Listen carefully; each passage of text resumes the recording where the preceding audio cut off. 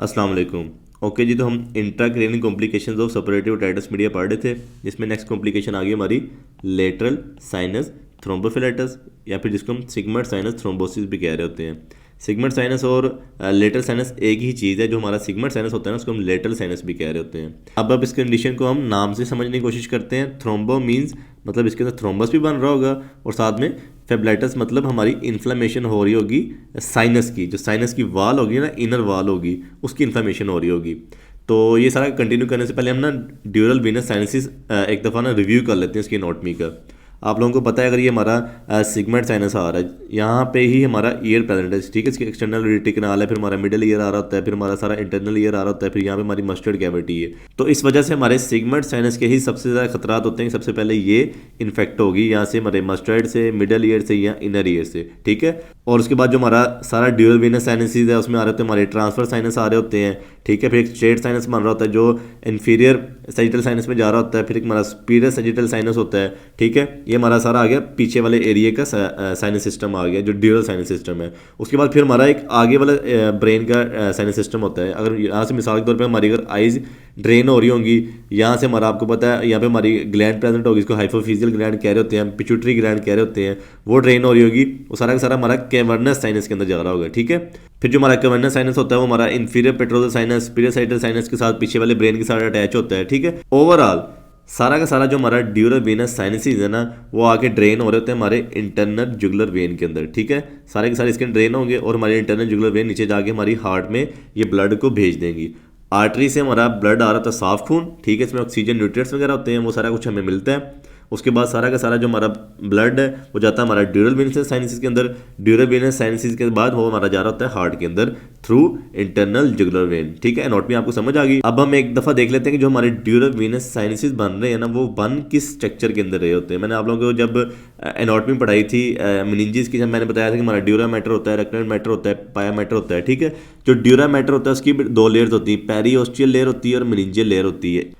फिर मैं आपको बताया था कि जो हमारी दोनों लेयर्स हैं, पेरियोस्टियल लेयर है, मेनिंजियल लेयर है, इनके दरमियान हमारा साइनस स्ट्रक्चर बन रहा होता है। जैसे सुपीरियर सैजिटल साइनसिस है, ये दोनों लेयर जा रही है, ठीक है। ऊपर जो आ रही है हमारी पेरियोस्टियल लेयर, नीचे से हमारी गुजर रही है मेनिंजियल लेयर, ठीक है। इसके दरमियान में साइनस बन रहा है, इसको हम कह रहे होते हैं कि हमारा साइनस सिस्टम घूम रहा है हमारे ड्यूरा मैटर के अंदर, ठीक है।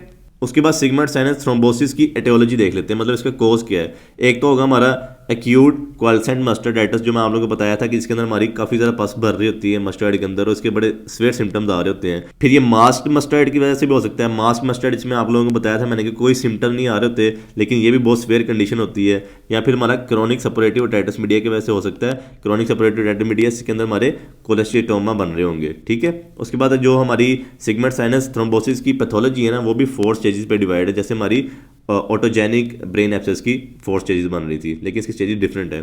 सबसे पहली हमारी स्टेज आ जाएगी फॉर्मेशन ऑफ पेरीसाइनस एब्सेस। अब मिसाल के तौर पे ये हमारी इमेजिनरी डायग्राम है हमारे साइनस की। ये हमारे अंदर आ गए एंडोथेलियल सेल्स आ गए, ये बाहर हमारी ड्यूरा मैटर आ गई। मैं आपको बताया ना, ड्यूरा मैटर हमारी 2 लेयर्स बनी, मेनिंजियल लेयर और पेरियोस्टियल लेयर, ठीक है। अब मिसाल के तौर पर समझ लो कि ये हमारी पेरियोस्टियल लेयर आ गई, हमारी मेनिंजियल लेयर आ गई, ठीक है। उसके अंदर जो हमारी इनर वाल है वो हमारी बन रही है एंडोथेलियल सेल्स की, और जो बाहर वाली वाल्स हैं वो हमारी ड्यूरा मैटर की वाल्स हैं, ठीक है। अब हमारी सबसे पहली स्टेज आ रही है फॉर्मेशन ऑफ पेरीसाइनस एब्सेस। जो पेरीसाइनस एब्सेस आपको नाम से ही पता चल रहा है कि साइनस के गिर्द हमारा एब्सेस बन रहा है, पेरीसाइनस, जो कि हमारा बन रहा होगा ओटर वाल के अंदर। यहाँ पे हमारा एब्सेस बन रहा होगा, इसको हम कहेंगे हमारा पेरीसाइनस एब्सेस है। और ये हमारा एब्सेस आ कहाँ से रहा होगा। मिसाल के तौर पे पहले एक्यूट मस्टर्डाइटिस हुआ, मतलब हमारे जो पीछे मस्टर्ड है उसके अंदर बहुत ज़्यादा पस भरी, हमारी बोन इरोड हुई। वो हो सकता है कि एक्यूट क्वाल्सेंट मस्टर्डाइटिस की वजह से हुआ, या फिर कोलेस्टिटोमा की वजह से हुआ है। बोन इरोड हुई है, वो आके ना फिर आपको पता है जब हमारी बोन इरोड होगी, बोन इरोड होने के बाद हमारी इस लेयर के अंदर अब हमारा आ चुका हुआ है एब्सेस, जिसको हम कह रहे हैं ये पेरीसाइनस एब्सेस है। सबसे पहली कंडीशन आपको क्लियर होगी। उसके बाद हमें दूसरी स्टेज आ रही होगी हमारी एंडोफिब्रिलेटिस and mural thrombus formation. Mural thrombus हमेशा वो थ्रोम्बस होता है जो हमारी वाल के साथ चिपका हो। मिसाल के तौर पर अगर हमारी ब्लड वेसल है ना, अगर ब्लड वेसल के साथ ये अगर कोई थ्रोम्बस चिपका होगा ना, उसको हम कहेंगे ये हमारा म्यूरल थ्रोम्बस है। अब ये दोनों नाम अलग अलग हैं। अब समझते हैं कि जो एंडोफिब्रिलेटिस है, मतलब हमारी जो अंदर वाली लेयर है, अब उसकी इन्फ्लेमेशन हो रही होगी। हमारा एब्सेस अब अंदर की तरफ इन्वेड कर जाएगा, अंदर की तरफ इन्वेड करेगा तो हमारे एंडोथेलियल सेल्स की इन्फ्लेमेशन होगी, इसको हम कहेंगे एंडोफिब्रिलेटिस हो चुका है, एंडोथेलियल सेल्स की इन्फ्लेमेशन हो चुकी है। उसके बाद म्यूरल थ्रोम्बस क्या होगा कि अब जो हमारा सारा का सारा इन्फेक्शन फैलता फैलता फैलता यहाँ तक आ गया हुआ है तो हमारी बॉडी चाहेगी कि हम इस इन्फेक्शन को यहीं पे रोक दें। यहीं पे रोकने के लिए वो साइडों पे हमारे फिब्रिन्स डिपॉजिट करेंगे, फाइबर डिपॉजिट होंगे, प्लेटलेट्स डिपॉजिट होंगे, आपको पता है वाइट ब्लड सेल, तो सारा कुछ, सारा मटेरियल वहाँ पे आ जाएगा, हमारा डिफेंस सिस्टम आ जाएगा ताकि इस एब्सेस को यहीं पे रोक लिया जाए। फिर उसके बाद हमारी थर्ड स्टेज आ जाएगी ऑब्लिटरेशन ऑफ साइनस ल्यूमन, ठीक है, एंड इंट्रा साइनस एब्सेस। इसके अंदर भी दो कंडीशन तो हो रही है। सबसे पहले हो रहा है हमारा ऑब्लिटरेशन हो रही है साइनस के ल्यूमन की, मतलब अगर ये हमारा सारा का सारा ल्यूमन है साइनस का, ठीक है, आपको बता चुके हैं हमारा साइनस है ड्यूरल वेनस साइनस, अब इसका ल्यूमन पूरा का पूरा ऑब्लिटरेट हो रहा है, मतलब जो हमारा अंदर क्लॉट बन रहा है ना वो बड़ा बढ़ता जाएगा बढ़ता जाएगा बढ़ता जाएगा बढ़ता जाएगा बढ़ता जाएगा और हमारे पूरे के पूरे ल्यूमन को अक्लूड कर देगा, हमारा ब्लड फ्लो डिस्टर्ब हो जाएगा, ब्लड फ्लो हो नहीं पाएगा, और इवन कि हमारे इंट्रासाइनस एब्सेस भी बन सकते हैं। इंट्रासाइनस एब्सेस ये होंगे, आपको पता है अगर हमारा बैक्टीरिया यहाँ पे प्रेजेंट था, पहले ऊपर वाले एब्सेस पे प्रेजेंट था, तो वो हो सकता है हमारा बैक्टीरिया इन्वेड करता जाए, अंदर करता जाए, इन्वेड करता जाए और एब्सेस हमारा अंदर की तरफ आता जाए। अगर एब्सेस हमारा अंदर की तरफ आ जाएगा, हमारे बैक्टीरियाज अंदर आ जाएंगे, हमारे वो ब्लड क्लॉट को तोड़ सकते हैं, ब्लड क्लॉट टूटेंगे, छोटे मोटे ब्लड क्लॉट टूटेंगे, उनके अंदर बैक्टीरिया प्रेजेंट होंगे और वो हमारे ब्लड क्लॉट फिर हमारे पूरे की पूरी सर्कुलेशन के अंदर घूमेंगे, जो हमारे ड्यूरल वेनस साइनसेस ऐसे ऐसे छोटे छोटे ब्लड क्लॉट घूम रहे होंगे, इनको हम कहेंगे एम्बोलाई, अब हमारे ड्यूरल वेनस साइनस के अंदर घूम रहे हैं, ठीक है। अब ये सेप्टिसीमिया हो चुका हुआ है, छोटे मोटे बैक्टीरिया टूट फूट के अब बैक्टीरिया हमारे पूरे के पूरे ब्रेन के अंदर घूम रहे हैं। जैसे आपको पता है सेप्टिसीमिया होता है जब हमारा इन्फेक्शन कोई हो हमारी पूरी बॉडी के अंदर फैल जाए, तो उसको कंडीशन कह रहे थे सेप्टिसीमिया है। तो अब ये सेप्टिसीमिया की तरह कंडीशन हो चुकी होगी। उसके बाद हमारी फोर्थ स्टेज आ जाएगी extension of thrombus. Extension of thrombus वही चीज़ है कि जो हमारे जो थ्रोम्बस छोटे छोटे टूट रहे हैं, जिसको हम एम्बोलाई कह रहे हैं, वो हमारे ड्यूरल साइनसेस के अंदर घूम रहे हैं, ठीक है। ये भी दो तरह से घूमेंगे, एक प्रॉक्सिमली घूम रहे होंगे, एक डिस्टली घूम रहे होंगे। ये आपको पूरा डायग्राम से मैं समझाता हूँ कि अगर ये मिसाल के तौर पे अगर हमारा ड्यूरल वेनस साइनसेस की डायग्राम थी पूरी की पूरी, तो इसके अंदर जो प्रॉक्सिमली जो हमारे घूम रहे होंगे वो ऐसे होंगे। मिसाल के तौर पे अगर हमारा सिगमेंट साइनस के अंदर पहले बना है, वो फिर हमारा ट्रांसफर साइनस के अंदर गया है, फिर वो हमारा स्ट्रेट साइनस के अंदर गया है, वो हमारा सुपीरियर साइटल के साइनस के अंदर गया है, इन्फीरियर साइटल साइनस, इस तरह घूम रहे होंगे जो मैंने आप लोगों को सबसे पहले अपना स्ट्रक्चर पढ़ाया था। दूसरी हमारी ये कंडीशन है जिसके अंदर हमारे जो एम्बोलाई है वो डिस्टली घूम रहे होंगे। डिस्टली कैसे घूम रहेंगे, वो जा सकते हैं पहले सिगमेंट से हमारे जा सकते हैं कैवर्नस साइनस के अंदर, ठीक है, या फिर हमारे यहाँ पे इमिशनरी वेन्स होंगी। मिशनरी वेन्स होती है जो हमारी ड्रेन कर रही होती है मस्टर्ड, अगर हमारा मस्टर्ड यहाँ पे प्रेजेंट है, ठीक है, उसको जो छोटी छोटी वेसल्स ड्रेन कर रही होंगी ना, उनके अंदर अगर इन्फेक्शन चला जाएगा तो हम उसको कहेंगे अब ये डिस्टली हमारा एम्बोलाई चला गया हुआ है। या फिर जो हमारा एम्बोलाई ये जगुलर वेन में चला जाएगा तो ये भी डिस्टल कंडीशन होगी। तो मतलब प्रोक्सिमली पीछे की तरफ जा रहे हैं, डिस्टली हमारे आगे की तरफ एम्बोलाइज जा रहे हैं, ठीक है। ये हमारी 4 स्टेजेस कंप्लीट होगी। उसके बाद हम बैक्टीरियोलॉजी देख लेते हैं कि कौन से बैक्टीरिया इन्वॉल्व होंगे। एक्यूट मस्टर्डाइटिस के अंदर कौन से बैक्टीरिया इन्वॉल्व होंगे, हिमोलिटिक स्ट्रेप्टोकोकस, न्यूमोकोकस, स्टेफिलोकोकस, ठीक है। और जो हमारे क्रोनिक सपोरेटिव टाइटस मीडिया जो कि आजकल बहुत ज़्यादा कॉमन है, उसके अंदर हमारे आ रहे होंगे बैसिलस प्रोटियस, सुडोमोनास, इकोलाई और स्टेफिलोकोकस वगैरह। अब हम देख लेते हैं कि सिगमेंट साइनस थ्रोम्बोसिस के अंदर हमें क्लिनिकल फीचर्स क्या आ रहे होंगे। सबसे पहला क्लिनिकल फीचर आएगा, थोड़ी सी टर्मिनोलॉजीज हैं आप लोगों ने अच्छे तरीके से याद कर लेंगे, hectic picket fence type of fever with rigors, ठीक है। इसके अंदर हमें बुखार कभी चढ़ेगा कभी उतरेगा। जब बुखार उतर जाएगा पेशेंट समझेगा मैं बिल्कुल नॉर्मल हूँ, जब बुखार चढ़ेगा वो कहेगा मैं तो बीमार हो गया हूँ। जैसे हमारे मलेरिया के अंदर नहीं हो रहा होता कि हर 3 से 4 दिन पेशेंट को बुखार चलता है, जब शाइजोन रिलीज होते हैं तो वो उसको बुखार चढ़ता है, फिर उसके बाद बुखार उतर जाता है, वो ठीक हो जाता है, उसके अंदर भी सर्दी लग के बुखार चढ़ता है। इसके अंदर भी ऐसे हो रहा था कि सर्दी लगती है, कंपकपी होती है, साथ में बुखार चढ़ता है और उसके बाद जब बुखार उतरता है थोड़ा बहुत पसीना आता है, बुखार सही हो जाता है। अच्छा ये हो क्यों रहा होता है, ये हो इस वजह से रहा होता है, मैं आप लोगों को बताया जब एक कंडीशन आ रही थी हमारी 4th स्टेज आ रही थी, इसके अंदर हमारे एम्बोलाइज रिलीज हो रहे हैं। एम्बोलाइज रिलीज होते हैं, ठीक है, वो हमारे ब्लड के अंदर जाते हैं, ब्लड सर्कुलेशन के अंदर जाते हैं, हमारा जो इम्यून सिस्टम है उनको अटैक करता है, इम्यून सिस्टम अटैक करता है तो वो इंटरल्यूकिन्स रिलीज करता है, इंटरल्यूकिन्स रिलीज होते हैं वो हमें फीवर को जनरेट करते हैं। फिर हमारा थोड़ी देर के लिए सेटल डाउन होता है सारा का सारा, उसके खिलाफ मतलब हमारी इम्यूनिटी उसको बैक्टीरिया को मार देती है, किल कर देती है, या फिर थ्रोम्बस बन जाता है, इन्फेक्शन रुक जाएगा तो हमारे सिम्टम इंप्रूव हो जाएंगे, हमें बुखार वगैरह उतर जाएगा। लेकिन उसके बाद फिर दोबारा वो एम्बुलेंस टूटेंगे, फिर दोबारा बुखार चढ़ेगा। इसको हम कहेंगे hectic picket fence type of fever with rigors. उसके बाद हमें हेडेक तो हो गई होगा, आपको पता है अगर हमारा जो वीनस ड्रेनेज है उसको ही हम ब्लॉक कर देंगे तो हमारा इंट्राक्रैनियल प्रेशर इंक्रीज हो जाएगा, उसकी वजह से हमें हेडेक देखने को मिलेगा। उसके बाद थर्ड सिम्टम आ रहा होगा progressive anaemia and emaciation. Anaemia क्यों हो रहा है आपको पता है, हमारे ब्लड क्लॉट्स बन रहे हैं, वहाँ पे हमारे जो रेड ब्लड सेल्स हैं वो यूटिलाइज हो रहे हैं, और इवन कि हमारा इन्फेक्शन फैला हुआ है तो हमारे रेड ब्लड सेल डोट भी रहे होंगे, और साथ में इमेसिएशन हो रही होगी, मतलब हमारा जो वेट है वो भी डिक्रीज हो रहा होगा।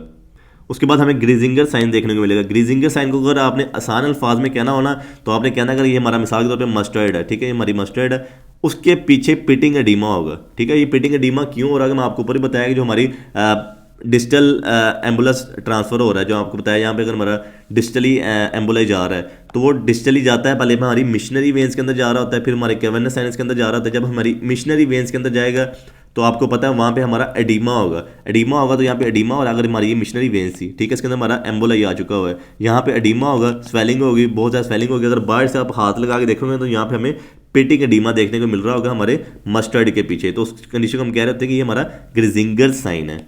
उसके बाद हमारा पेपिलोडीमा आ रहा होगा। पेपिलोडीमा भी तब आएगा जब हमारा जो हमारा एम्बोलाई बन रहा है ना, वो एम्बोलाई जाके ऑब्स्ट्रक्शन कर दे हमारी इस वेन्स की, ये जो ऊपर हमारी वेन्स है ना, ये पीछे आपको बताया कि हमारा कैवर्नस साइनस है, अगर यहाँ तक हमारा चले जाए ना, एम्बोलाई चले जाए यहाँ तक, यहाँ पे जो हमारी पीछे से अगर ये ब्लड वेसल्स है ना हमारी आ रही हैं जो हमारी ड्रेन कर रही है आइज़ को, अगर उनके अंदर हमारा एम्बोलाई चला जाए, ये डिपेंड करता है कि जो हमारा एम्बोलाई है ना उस जगह तक जाता है कि नहीं जाता, क्या वो हमारी जो वेन्स है आइज़ के थ्रू वेन्स आ रही है उनको ब्लॉक करता है कि नहीं करता। उनको ब्लॉक करेगा तो उसके बाद ही हमें पेपिलोडीमा देखने को मिल रहा होगा। पेपिलोडीमा में हमें क्या क्या देखने को मिलेगा, अगर हम फंडोस्कोपी करते हैं ना तो एक तो हमें ना अंदर जो उसके मार्जिन है, डिस्क के मार्जिन है, वो ब्लरी ब्लरी नजर आ रहे हैं, ठीक है, आपको सारा ब्लर नजर आ रहा है ना, उसके डिस्क के मार्जिन ब्लरी ब्लरी नजर आ रहे होंगे। अंदर हमें हेमरेजिक स्पॉट्स देखने को मिलेगा, जैसे अंदर छोटे छोटे स्पॉट्स, जैसे हमारी जो अंदर वेसल्स है ना वो फट चुकी हैं, आर्टरीज जो है छोटी छोटी फटी होंगी, ठीक है, और हमें जो ब्लड वेसल्स है बाकी की वो सारी की सारी डायलेट देखने को मिल रही होंगी।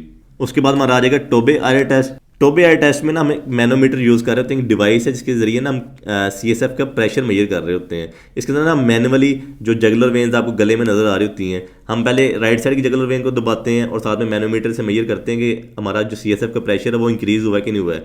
अगर तो CSF का प्रेशर इंक्रीज़ होता है तो हम कहते हैं नॉर्मल है, ठीक है। अगर CSF का प्रेशर इंक्रीज़ ना हो, मतलब कि प्रेशर में कोई फ़र्क ही ना पड़े, तो हम कहेंगे टोबे आई टेस्ट पॉजिटिव है। क्यों पॉजिटिव है? क्योंकि ऑलरेडी ही कोई क्लॉट प्रेजेंट है, ठीक है, उसके पाथवे के अंदर जगुलर वेन ने क्या करना है, अगर हम उसको ब्लॉक कर भी दें तो कोई फ़र्क ही नहीं पड़ेगा, क्योंकि उसके पाथवे में ऑलरेडी ही क्लॉट प्रेजेंट है, ऑलरेडी ही वो ब्लॉक्ड है, तो CSF के प्रेशर में चेंजेस आएंगे नहीं, तो टोबे आई टेस्ट पॉजिटिव आ जाएगा। अगर हम क्रोव बैक टेस्ट करेंगे, ये भी बिल्कुल वैसे टेस्ट है, इसके अंदर हम लेकिन फंडोस्कोपी कर रहे होते हैं या फिर ऑप्थेल्मोस्कोपी कर रहे होते हैं और हम देखते हैं कि रेटिनल वेन्स स्वेल करती हैं कि नहीं करती हैं। जब हम मतलब जगुलर वेन को ज़ोर से दबाते हैं तो होना ये चाहिए कि जो हमारा अंदर रेटिनल वेन्स है ना उनको स्वेल कर जाना चाहिए, क्योंकि आपको पता है हम ब्लॉक कर रहे हैं उसकी वीनस ड्रेनेज को।